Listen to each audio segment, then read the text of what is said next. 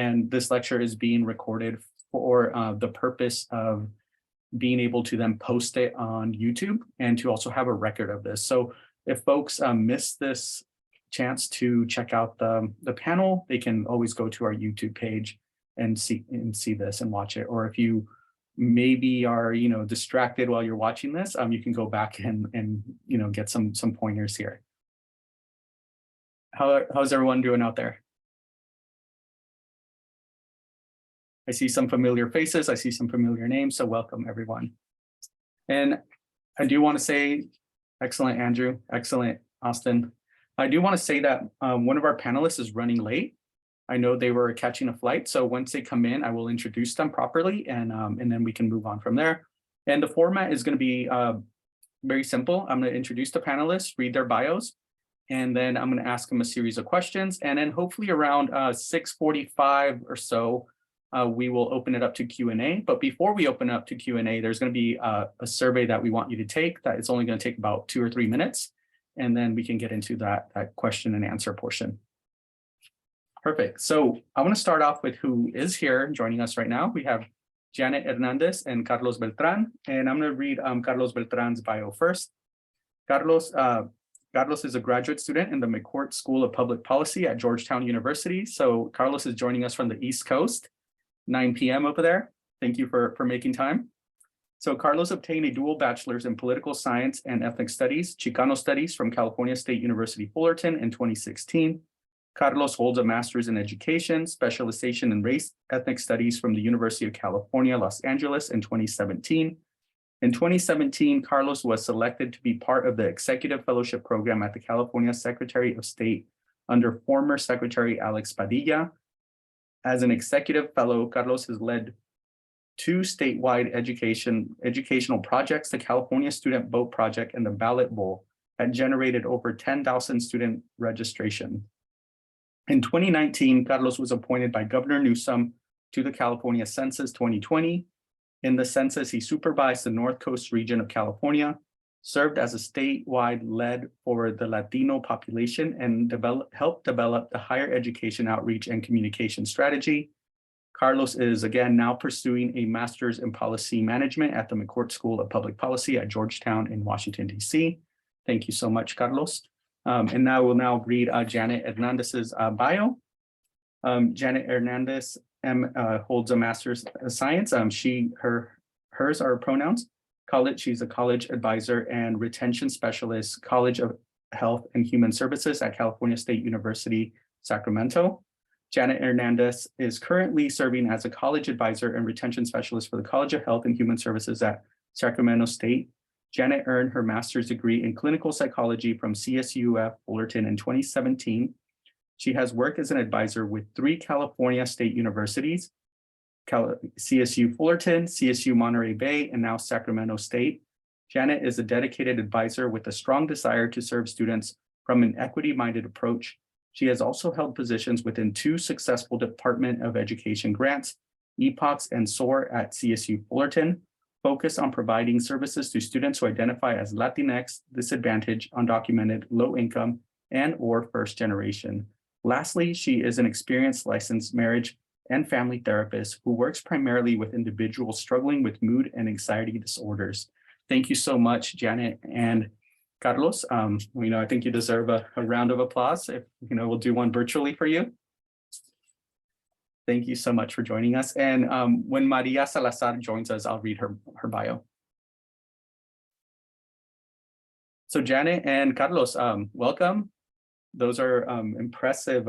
You both have an impressive bio and very exciting places that both of you are located. And I do have a question that I want to start off this panel with. And I want to ask you, when you were a student here at Cal State Fullerton, whether you were a graduate student or an undergraduate student, did you anticipate or expect to one day hold your current position or work in the field that you're in? And if not, can you share a little bit about what you wanted to do then, or the vision that you held for yourself, and why or what caused it to shift or change throughout the years? Carlos, are you okay with me going first? Go for it, Janet. Okay. So Yeah, I guess I didn't really expect to be in higher education when I first started. When I was in my undergrad, I switched my major quite a bit, trying to figure out what exactly I wanted to do. And I eventually went into psychology as my major, thinking one day I'm going to be a therapist who's going to, help people. And I am doing that. Like that is partly what I do. But it's not my full-time thing. It's not the thing that, I spend most of my time doing or I'm really focused on and want to continue to advance in. It wasn't until I started my graduate program at Fullerton, I started to get experience as a therapist. I realized I enjoy this, but I also enjoy higher education. At that same time that I was in graduate school, I needed money to pay for graduate school and for books and for all the stuff that goes along with that. And so I was hired on as a graduate assistant through the Office of Grad Studies and working for, you spoke earlier about Project Upgrads.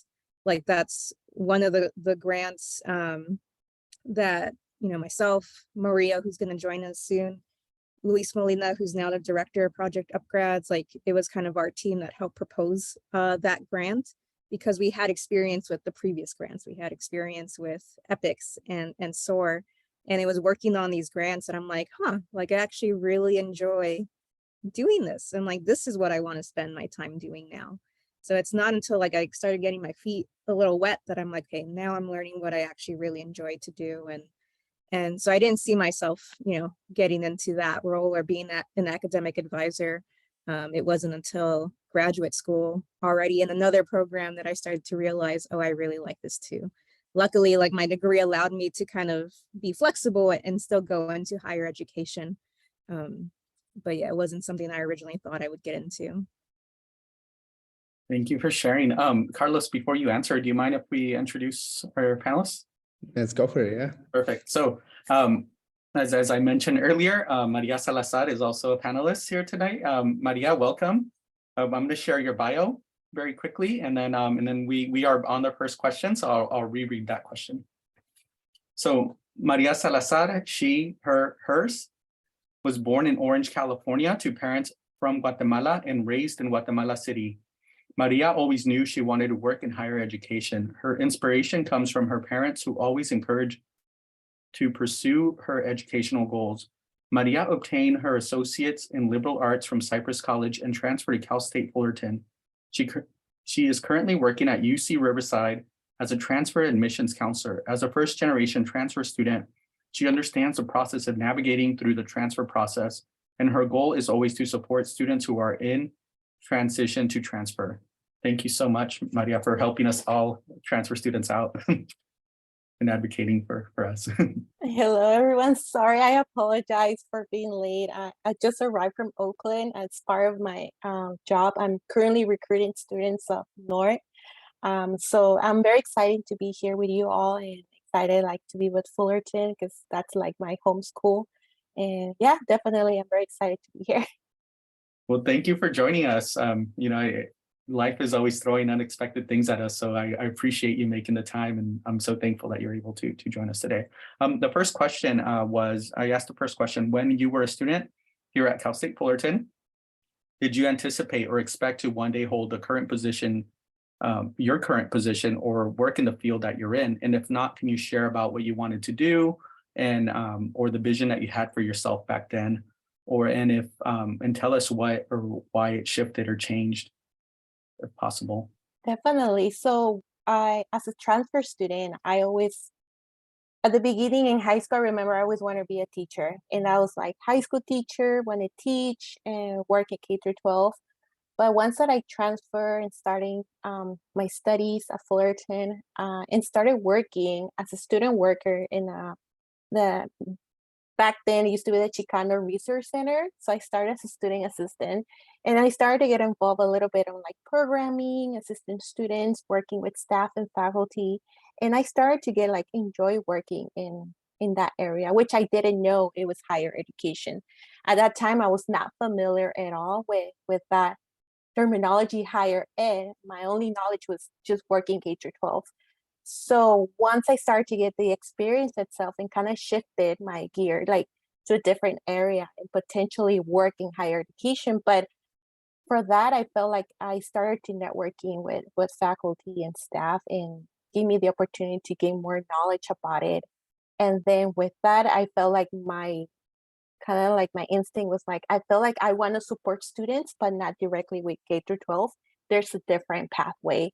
So I found out like working kind of like in a community college or in a 4-year university was kind of my thing that I wanted to do. And again, networking was part of it, and hearing other colleagues and other staff like they were doing something similar what I'm doing right now, and kind of saw that that's what I want to do. But I wasn't sure at the beginning what I want to do. So I start after the experience itself in working at Fullerton and in student centers, and then working the Office of Graduate Studies as a student assistant. So kind of helped me to kind of shift gears to what I really do at the end of the day. So that's what I end up like doing, what I really doing, working in a 4-year university. Thank you so much for sharing, Maria. And Carlos? Yeah, I think for me, when I was at Fullerton, I really, as a first generation student, I really didn't see myself pursuing anything. It was even a battle to even start at Fullerton. I'm from a town called Santana, predominantly Latino.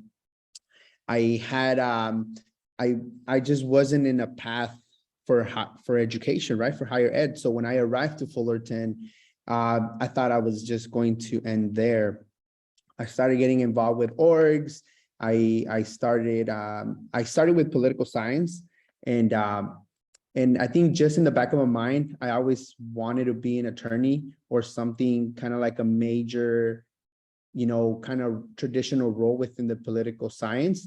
Didn't really know what to do with the degree. Just know that I wanted to be maybe an attorney at some point, right? But I got involved with the ethnic studies department and the Chicano and Chicana studies department. And there I was introduced to research, and I was part of the program called the McNair Scholars Program. So at some point I got really frustrated with my trajectory in terms of being a student that didn't have opportunity in education. My encounters with education weren't always the most positive. So I wanted to investigate that and kind of see why, right? Why are students disengaged? That led me to apply to my master's in ed, right? And even when I got there, I realized that I wanted to look at race and ethnic studies and kind of how this, there's a hidden curriculum and how that disengages students, right? But I saw a lot of policies that kind of facilitated that, and how policies were pivotal in alienating students and making it difficult for students to attend college, especially Latino students. So I was like, I want to investigate this a little bit more. So I applied to the executive fellowship program, and it took me to the capital of our state, right? That's where I was working in Sacramento, and there I started to understand how policy is formulated, how policy is informed and crafted. So I ended up being introduced to a new arena, a new sphere, and that's how I kind of got involved in government and in the public sector, and seeing how can we. The thing about I always feel that once you develop the lens of like critical race theory or ethnic studies or Chicano studies, it's lens that you can't. Sometimes you can't just shut down or take off, right? They're always there informing what you're doing and kind of interrogating the things that are happening around you. So I feel that what helped me was having those lens, being involved in Chicano studies, understanding these theories, these concepts, and explaining and conflicting the realities that we see, right? So when I got to government, a lot of the folks here are predominantly white.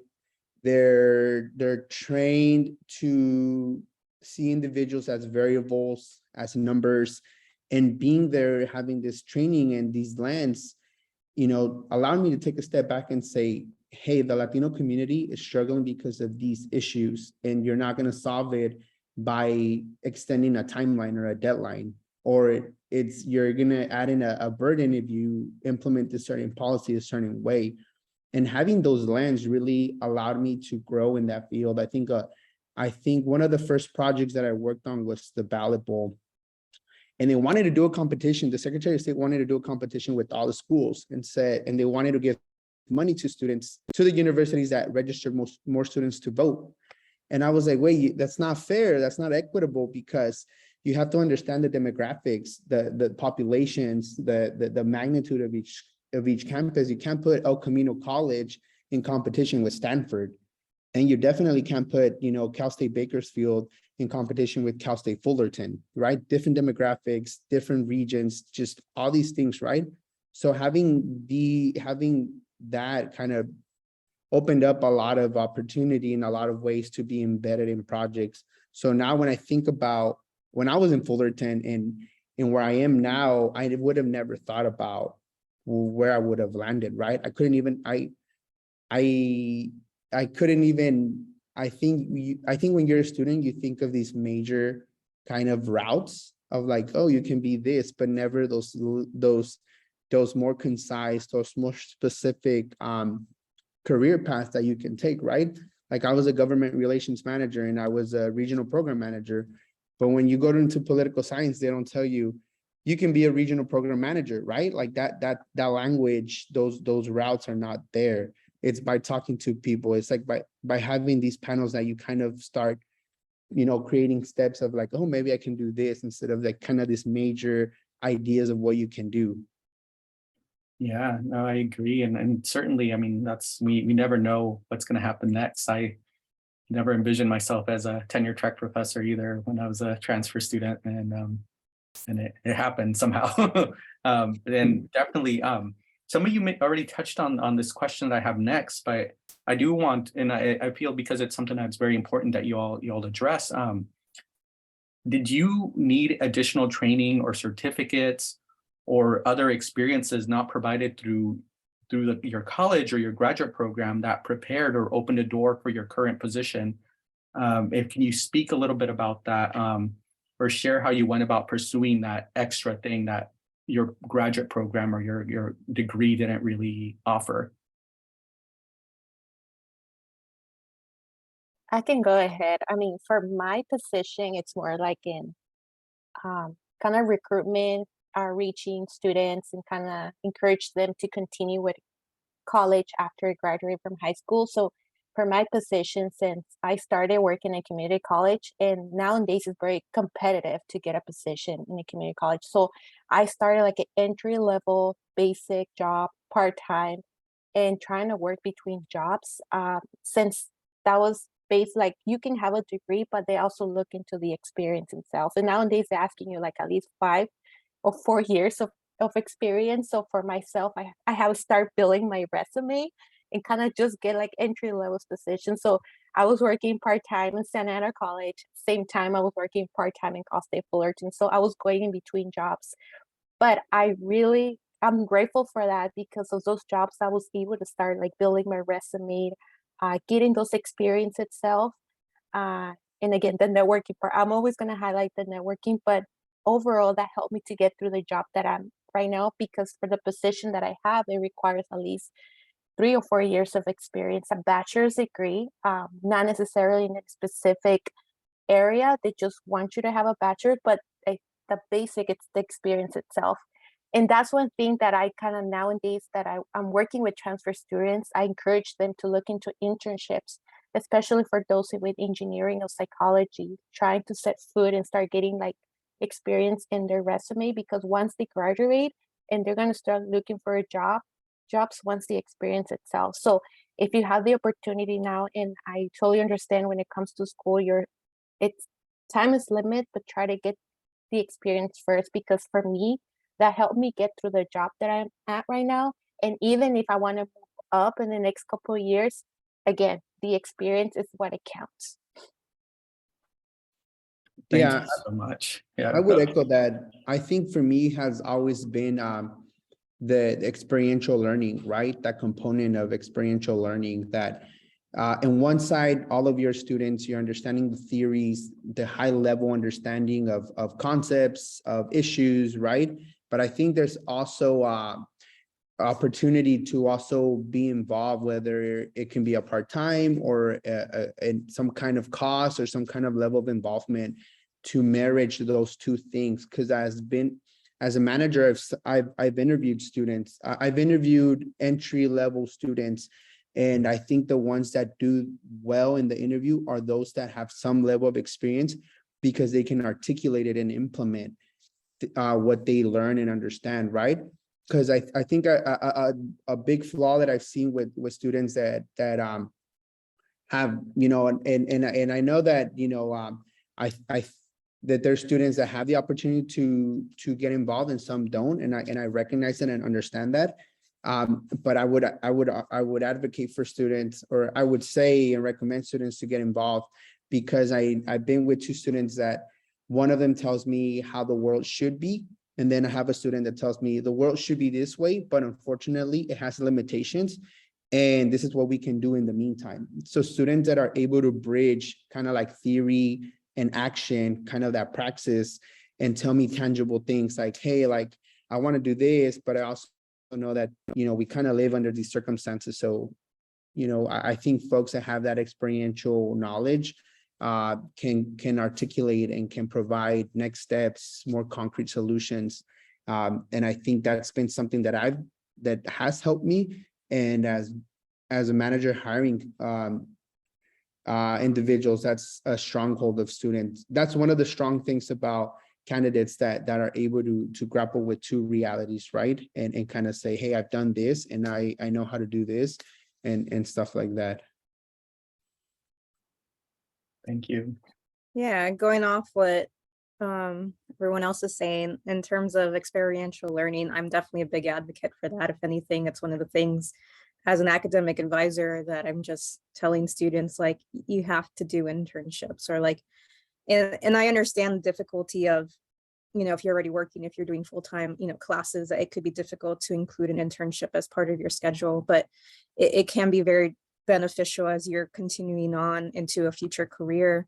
Because I do have students where, you know, they've done everything to get their bachelor's, they've done the courses to get the grades to graduate, and then they're like, I have nothing to put on my resume other than I have a bachelor's degree. And it's like, this is where the internships can be very helpful in building that resume. So when you go into that job, like Maria was saying, like, they want to see that you have some years of experience doing something. It's not to say and like minimize like the degree or anything like that, because that degree can definitely get you into higher level positions, right? Or get you promoted, get you a higher salary. So there's definitely benefits to officially earning that degree, but gaining experience is very important. And I think it's also very helpful for you to learn, I like this or I don't like this, right? You know, as I started doing like my program, my degree, I started learning, I really don't want to work with children. I really don't want to work with families, and, you know, or I really do want to do this. And so it's a great way to learn more about yourself and what you do want to do with your career. And just trying things out, even if you never thought about doing it, sometimes it leads us down a path that we end up really enjoying. Like, I just kind of happened across, you know, being a grad assistant with the Office of Grad Studies, and it turned into like my future career.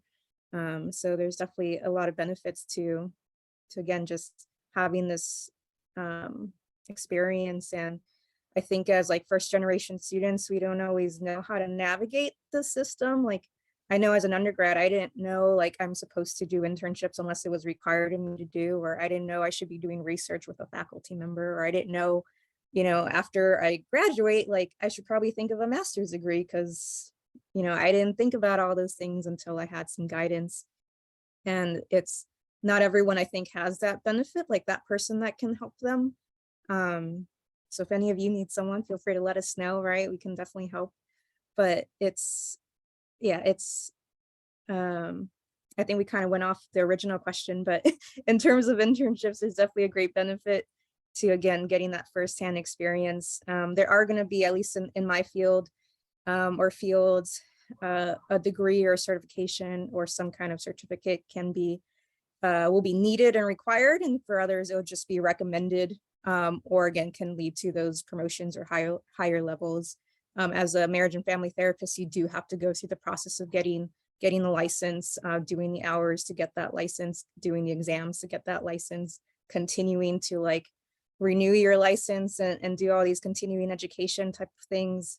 And even now in my role as an academic advisor, if I want to continue to promote or do like higher things, I might need another degree. And that's, something I've been considering too, is the next degree for me.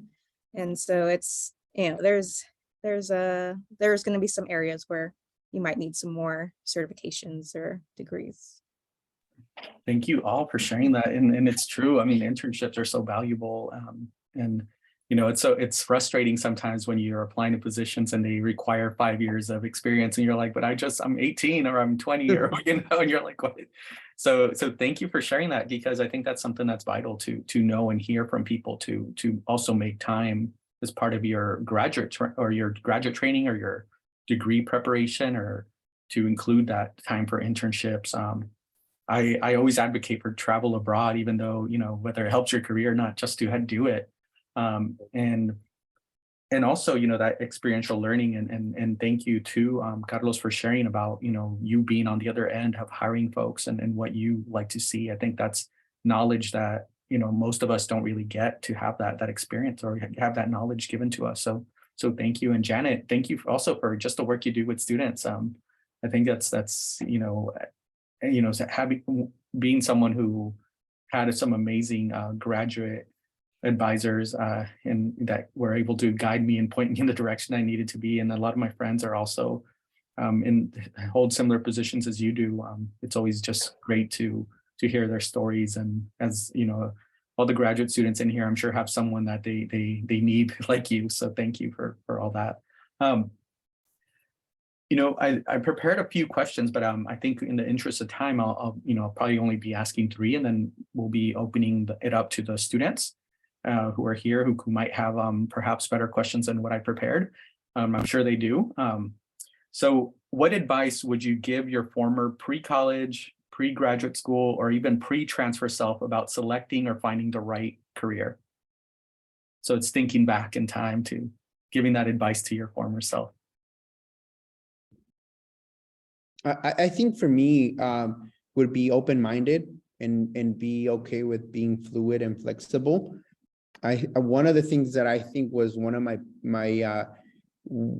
I would have done differently was not pigeonhole myself. So I thought I wanted to do education, and I went down that path, right? I went to grad school in an ed program. My background was in ed, and I ended up working in the state government, and now I'm in the federal government. So it's just a huge departure, right, of what I thought. And I would sometimes grapple with that deviation. I was like, well, I don't know. I had a certain background, like I'm going too far away, or I'm doing something else. I'm kind of worried. I'm kind of scared or anxious. It's just that idea of being fluid and flexible. I know as a first generation Latino, and just my parts of my culture was that you always have to be very firm, you have to make a decision, you have to create a path, right? But I would challenge that and be more fluid and more flexible and get involved in other things, and maybe something that I maybe kind of contemplated but never did because I self-selected myself out or discouraged myself. I would go and pursue it. I'd do it again. I think that's a lot of the things that I'm doing in grad school now are things that I didn't do in undergrad. So in a lot of ways, I'm replicating what I didn't do, right? Because I matured, I got experience, I reflected, and I was like, hey, I wanted to do this. I wanted to travel abroad, but I was scared, or I was worried, or I thought I didn't qualify. All these things that I didn't do eventually, kind of left this lingering feeling in me. And I've been doing that in grad school, and I applied it while I was a professional. So whatever you're encountering and whatever you're doing, don't self-select yourself out. Really be fluid, flexible, and open-minded. If you see a conference and you've never done a conference and you're thinking, I don't want to present, but maybe I can participate, there's always free coffee, there's always food, go and do it, just step out of your comfort zone. thinking about, thinking about graduate school or maybe a profession that's outside of your comfort zone. I moved all the way to Sacramento, and that's the farthest I've ever been away from my family. But, it's where I grew the most. It's where I grew personally and professionally. So definitely step outside your boundaries and really challenge what you know and what you think you know, and move forward that way. All great advice. Yeah. All things I think same for everything you said in terms of being open-mindedness, not just like that's the one thing I have to do and I just have to go and do that one thing. Yet that I don't know if that's would have been the most effective, for me, like being open-minded, being flexible, because as you can see from all of us, if we were so rigid, we never would have gone into these other paths that then led us to where we are now, where hopefully we're all very satisfied with what we're doing now. But being flexible. And I think one of the things I know is to do something that, of course, it is that you want to do, right? Because I think a lot of times when we're younger, it's, what do our parents think we should do? Or what does, whoever think we should do? And based on kind of their perspective and their, their understanding of, what success and career is. And had I followed what, others wanted me to do, I'd be in a path that maybe wasn't as satisfying for me, right? And so it's definitely make sure it's something that is going to bring you that joy and that satisfaction and that feeling of success. Success is very different for, for everyone. And so it's something that you want to do. But yes, being open-minded to all these opportunities that are going to come your way, reaching out, right? It's a lot of things we don't know ourselves, right? And we have to get that help from someone else. I wouldn't have learned a lot of the things I know now if it wasn't for talking to faculty or my colleagues, or, we got to network. And I love going to conferences. I love traveling and going to these conferences. and going to one in a couple of weeks in Portland, and I'm, completely excited about that. And so any opportunities to just learn more from others could be really helpful. And going outside your comfort zone, like Carlos was saying, because I never thought I would leave LA. I really never thought. I was born and raised there. I was like, I'm going to die there. But then I was like, nope.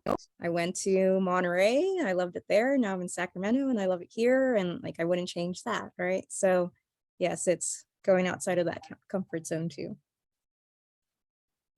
I have to agree with Carlos and Jeanette just sharing. I mean, definitely as the first generation women of color, there's the struggles, especially in the cultural aspect with the expectation of family. I've seen it a lot. Conversations that I have with prospective transfer students with Latinas approach to me and say, my parents doesn't want me to leave the city. They want me to stay local, but I want her to go like, I don't know, somewhere else where I can get the experience, but I'm afraid to leave home. And based on my experience, that happened to me because I wanted to go to UC Santa Cruz because I fell in love with that campus. But again, the pressure of the family, like, no, you're the daughter, you have to stay close to your family. So that kind of decided like, well, I'll stay local, do my degree, and just, complete it here. But then that's what encouragement that I kind of share with the students, like, no, stay out of your comfort zone, do what you think it's the best for you. I know it's intimidating going to different city, meeting new people, but it will be great for you to grow as an individual and then later as a professional. So based on my own experience, trying to reflect that to the students, to encourage them, not to pressure them, but again, just to give them, like Carlos said, more, open-minded to more opportunities out there. And for myself, like sometimes I think back, like if I go back to community college, what do I do something different? I think at that time I was really shy, not wanted to speak and reach out to counselors or professors because like, oh my goodness, they're gonna think like, what kind of questions I'm gonna ask. But if I had the opportunity to go back, I definitely will be more interaction with them. Maybe I would have majored in something different, a different career. I'm happy where I'm at, but I think that would take me like a different path. But I guess it's just reaching out to be more open and be more flexible and getting the opportunities out there. Thank you all for those answers. And I want to say a few things. One is Janet, I love Monterey Bay. My sister-in-law teaches at that university, and I, when we go visit, I just love it. And also, I interned in DC in 2015 when I was a grad student. So I was doing the same things as you, Carlos, where the things that I neglected to do as an undergrad, I ended up doing as a grad student. And I was fortunate to live in probably close to where you're studying in Georgetown. And it was just, a whole, I was definitely outside of my element. I can share that story with students later, but it was definitely, stepping outside of my comfort zone. And Maria, I think similarly, when I was in Palomar College, community college, I was so scared to burden those counselors, to be like, oh, I'm going to go here with my little question. And I think that's one reason why it took me so long to transfer, is that I didn't ask for help. And it's something that I learned to always ask for help. So for the students out there, we're available to you. We can provide email addresses if that's okay from our panelists, and they would, I'm sure, would be more than happy to answer some questions or speak to you. And definitely most of you have my information. I know I recognize a lot of names on here. So shout outs to a few of you. One of you is actually, someone mentioned Portland. Janet, you mentioned Portland. And I know one student is going to a conference, their first conference right now in Portland. So shout out to them. And yeah, that's, again, take those risks, take those opportunities, everyone. At this point, I do want to open it up to Q&A, because I know our students will have questions for you. But before we get there, I'm going to ask everyone to follow the link that I just put in the chat. And not our panelists so much, but more of our students who are participating, and just complete that survey. This is to let everyone know that we are actually doing programming, and at the same time to get your feedback in terms of how productive this panel was, and to better help us just kind of advance with this. So if you could just take, let's take 2 minutes to complete this.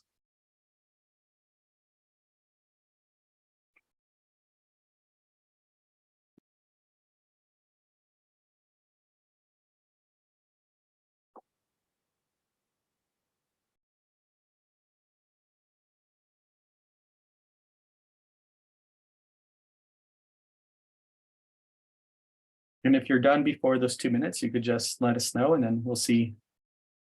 We can jump back into Q&A.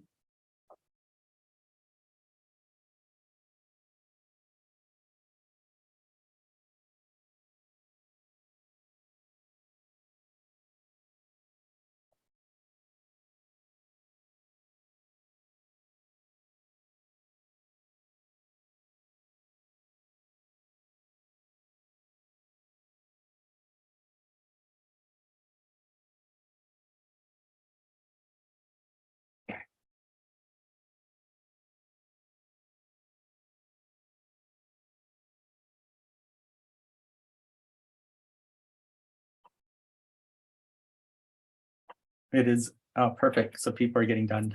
It is awkward 2 minutes of silence. But thank you all for completing those. They are really important to keeping this program going. And as you all know, we do offer some funds, and there are funding opportunities. And this is one way that we have to show, we're still part of an institution, and there's still bureaucracy, and sometimes we have to do these things. So thank you all for completing those. Thank you to our panelists who gave us just a wealth of knowledge. And at this point, I want to open it up to the audience. So I know you all have questions, so don't be shy out there. And if I don't hear questions, I'll call on folks. The folks. I think I did see someone put a question in there a while ago. All right. Oh, here we go. Dalia wrote, when looking for interns, should you be enrolled in your last year of grad program? I'm worried about being able to balance.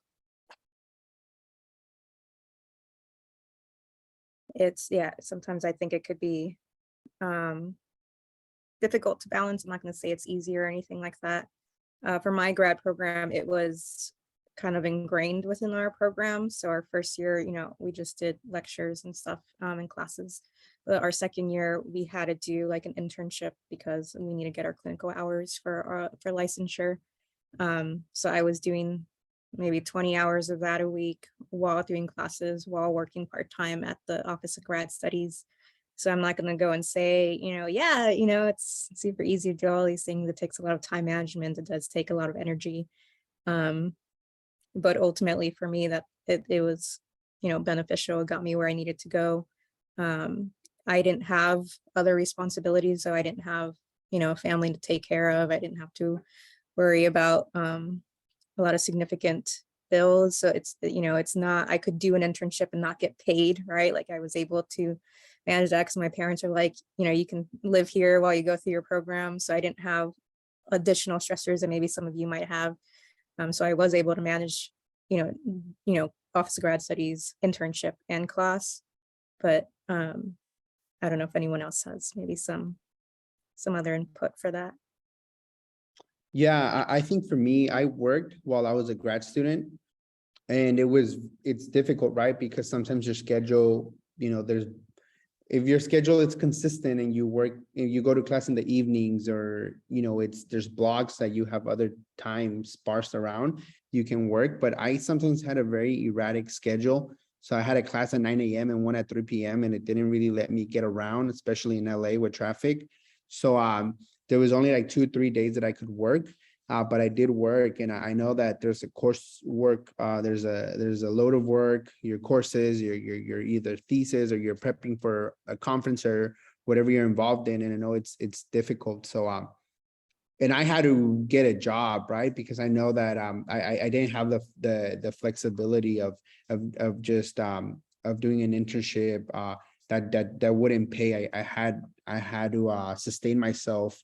And it was hard. I would just say that I think those experiences really informed. And it was that year within my Master's of Ed that I decided that I didn't want to go into the into academia and do it and kind of be a professor like I originally thought. It was during those experiences that kind of informed my next steps, right? And it further amplified what I wanted to do. So I would say anytime. And I understand that, there's other factors to account for, whether, it has to be paid or not paid, and your flexibility and your capacity, but definitely anytime, get involved as much as you can. I would say that it's difficult because of time management, like what Carlos and Jeanette was saying. But I think one point that I remember Jeanette just mentioned, those internships kind of help you to kind of figure out like that's the career you want to do after you graduate. You kind of like, definitely it's going to help you to figure like, this is what I want to do after I'm done with my degree. And those internships will definitely benefit you a lot from what will be your career path after that. Because then you might do like an internship and maybe you're not going to like it. And you might say, well, this is not for me, right?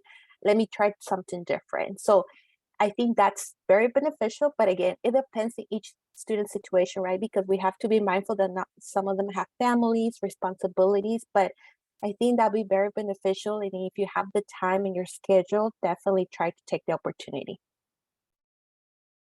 Yeah, thank you all for sharing for sharing your knowledge in there. And Dalia, balancing time is something that, I struggle with. And I know, all my colleagues that are in this department that I'm in, I'll struggle with balancing.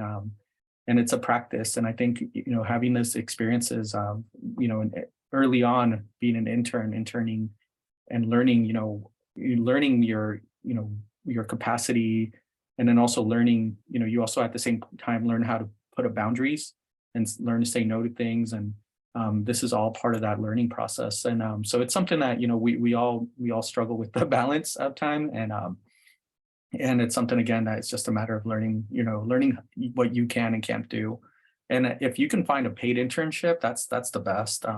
And they are out there and they're becoming more prevalent, I want to say, just because, people are practicing equity.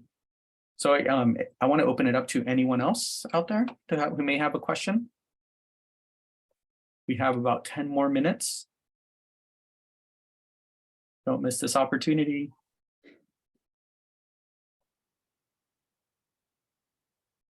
No one?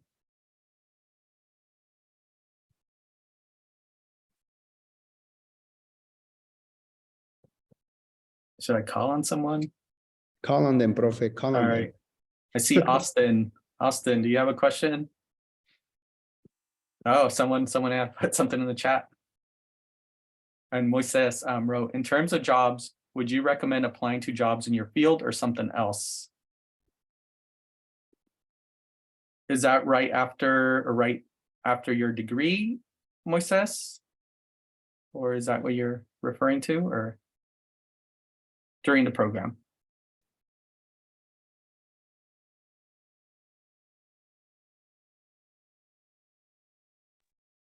If ideally, if it can be in your field, then yes, sometimes that might not be an option just yet. And so if you need the money then and there, you might have to do something you don't really want to do, or you're not as passionate about. But ideally, it was like in my grad program, like I wouldn't have been able to get paid as like a intern type of therapist. So I would have to go and just do my hours free labor until I had earned a certain amount of like status to then get paid. And that's why I was at the Office of Grad Studies, and that position just kind of, I was fortunate to come across that one. It wouldn't have been, my first choice at the time, because I didn't know that was like my area where I would like fall in love with like higher ed. But it turned out to be something that I really enjoyed. But at that time, it was just like, I need money, I need a job. And this is something that's on campus. And so it could work with my grad schedule, and I'm going to do this. So yeah, I know sometimes it's just not easy to get that job in your field, but if you can, it could be beneficial. But if it's a job that, could maybe be a positive influence on you too, then that's not too bad. Yeah. I think for me, when I was in grad school, one of the things that I did was I worked for a nonprofit that was aimed at helping youth. And I was like, well, youth, and I want to do education. I want to help youth, right? But it wasn't helping youth the way that I thought. But I learned a lot about project management. And that was the skill that I took with me in a special knowledge that I was like, when I would interview for jobs, they would ask me, can you create timelines? Can you create deliverables? And that was basically project management. And I was like, yeah, I think I've done that. It wasn't super relevant to what I was studying in my discipline, but it allowed me to get, tangible skills, and how ultimately running a project is really important, despite the discipline or the masters that you're in, right? I think having some skills are also important that you develop eventually in your job, but just having that, it was completely, random, because I needed to, sustain myself. So I just applied and went in, and I was like, all right. And I learned a new set of skills. Yeah, I agree with Carlos. It's just like, ideally it will be best for like, it's related to your program. But again, like you can do like an entry level job where you're going to learn the skills. For example, if you're planning to go in business or kind of therapist, you need like customer service skills, or like how to work with people, right? So some of these jobs will provide you with those skills and kind of like the basics, and how to like answer a phone, interact, on how can support a person or a student. Those skills, you can take that once you graduate, and depending on the field of the job you plan to do, you will have those skills on you, and you will be better prepared once you start your job with that career. Yeah. Thank you all. I saw Talia had her hand up.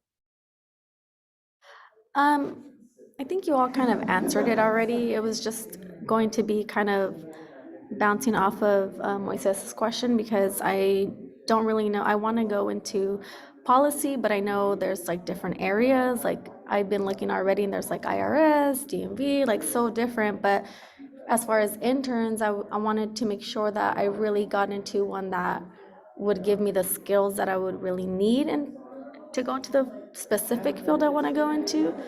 And so that's why I'm like, would it matter, or any field would be relevant since it's like policy related?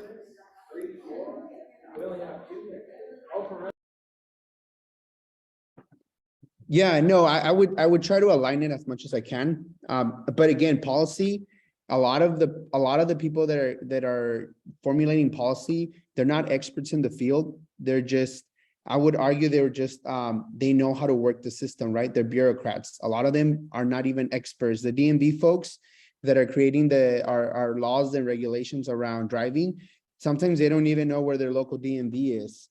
And it's just that they know the technical skills to pass a budget, to formulate a fact sheet, right? It's sometimes not about the subject matter expertise. It's about the skills that allow you to get something done.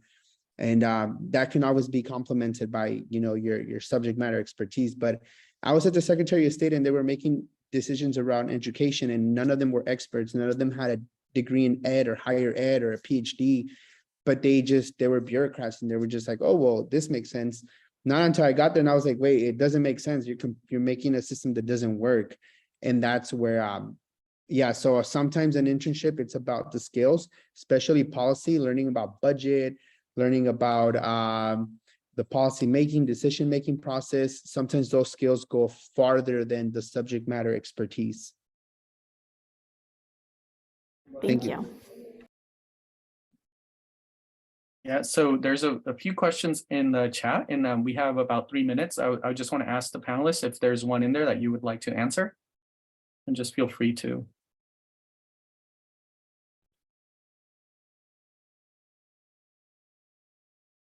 Unless there's two. Yeah, I think I like the one by Emma Lynn. Mhm. I think there's a point where you're a transitioning adult, where you're leaving that student identity and kind of going into the workforce and kind of now making your own path. I think that's always really difficult. Being a manager and being someone that has interviewed folks and I always review their education, right? Whether they have an undergrad or master's in roles. I always feel that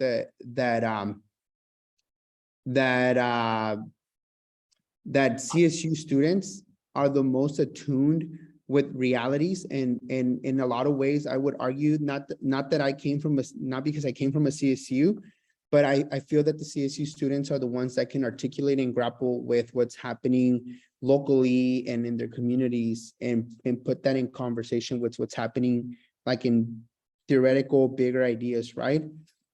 So you encounter this. You're going to be losing an identity. You're going to be losing a certain lifestyle that comes to being a student.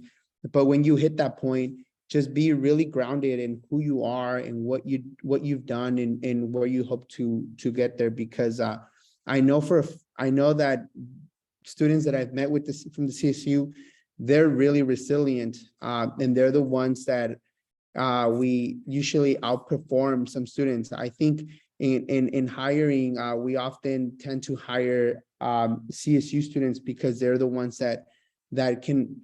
I think a lot of it is our identity. I'm kind of getting caught up here. Our identities and our experiences inform a lot of what we're doing in state government.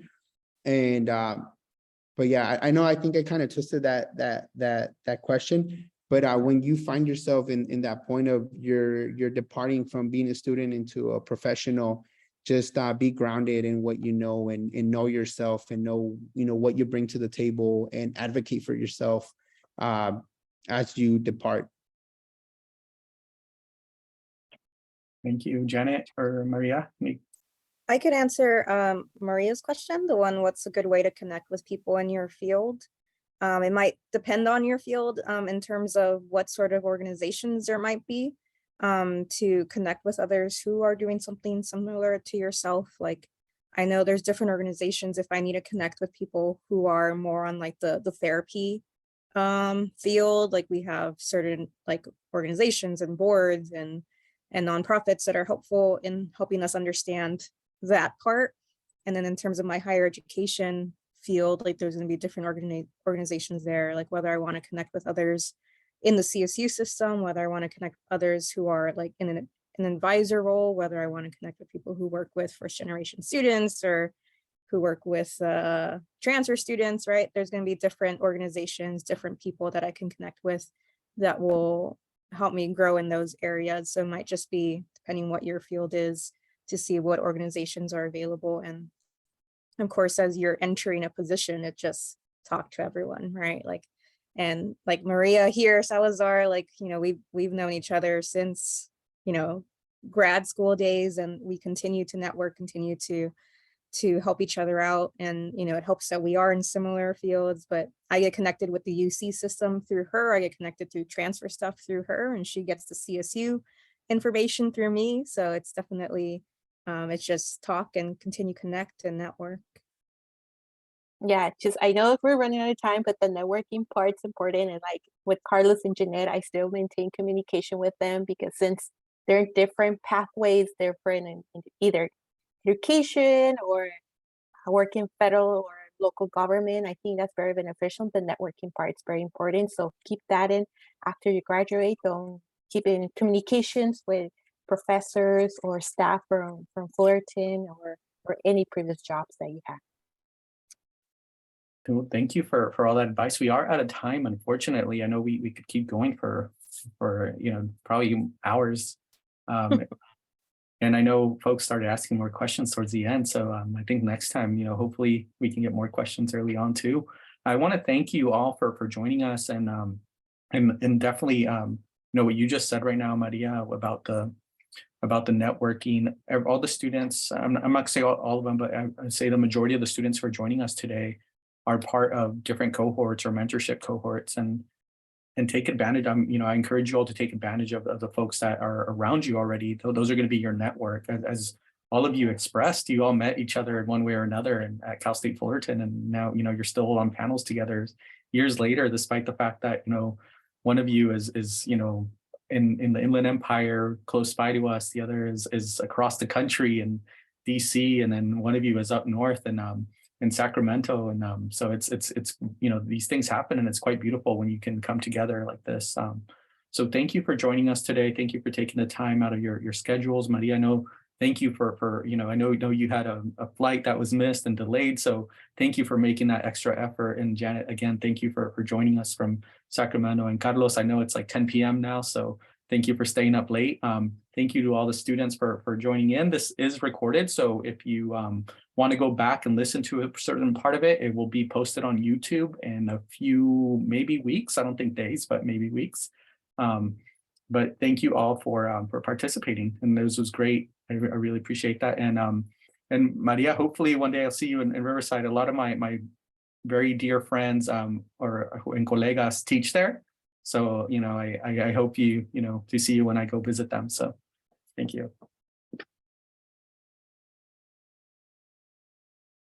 Thank you. Perfect. Thanks, everyone.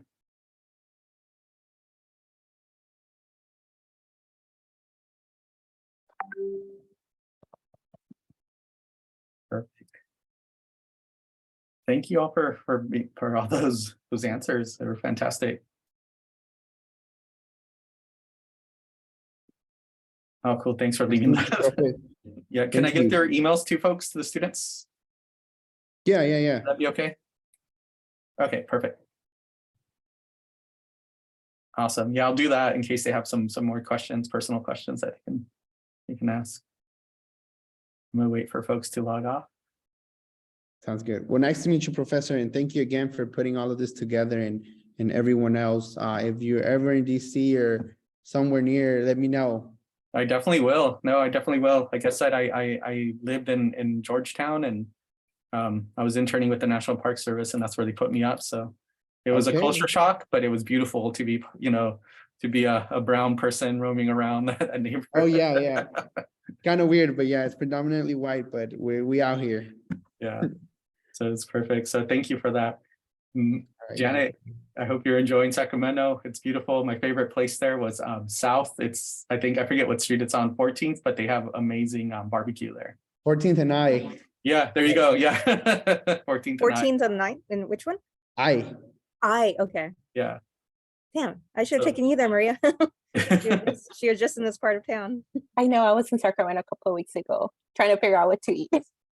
Well, there you go. That, and there's my wife is gluten-free, and so she goes to Siblings she would love when we go to Siblings, because it's a gluten-free bakery, and it's just healthy, good food. So that's somewhere downtown. So yeah, I still have to make more time to explore and learn this place.